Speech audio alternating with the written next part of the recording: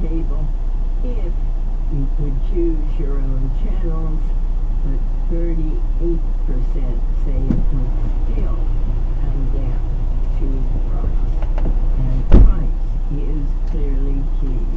You can still take that poll at drshow.org, and we will post the full results on this tomorrow. Here's a tweet from Chris who says, I also worry that streaming a la carte will end up being more expensive than cable when you add up broadband plus individual streams. What do you think? Well, that's certainly one of the arguments that you hear from people at places like Comcast and at places like Time Warner Cable. They say, look, we have arrangements that work. It's working for consumers who can get basic, they can get larger packages. By bundling things together, yes, the average person probably samples maybe 17 of the 100, however many, 200, however many channels he or she has access to, but we can't afford to provide those 17 at a reasonable cost if you don't do it this way. It's interesting because you think about the cable nevers, the people who might just stream Netflix or Amazon Prime or something like that, but there's also a large group of people who are either, most Americans are extremely busy, they've got their own lives to lead, they can't read up everything, every technical, how to hack something through Wired magazine, how to do, so they're not focused on that.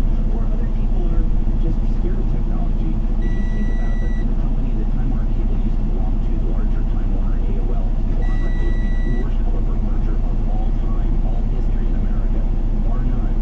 If you look at AOL, a majority of its revenue came from people who were still paying, basically, for the dial-up subscriber service that gave them an AOL email account. Now, it is a waste of money. It is just sending a check to AOL's bottom line for no reason.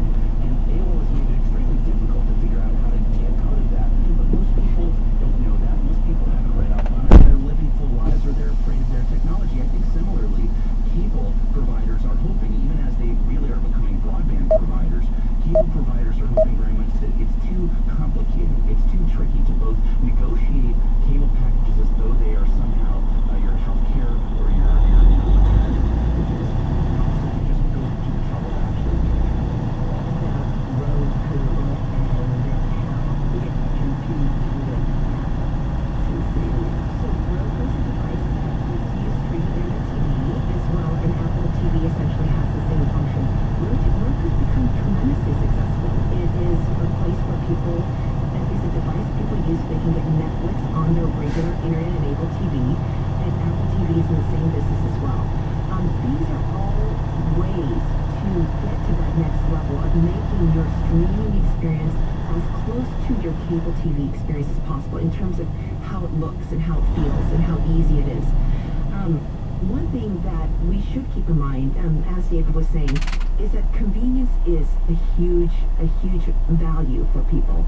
And as of now, people actually aren't replacing as much their cable service for streaming services.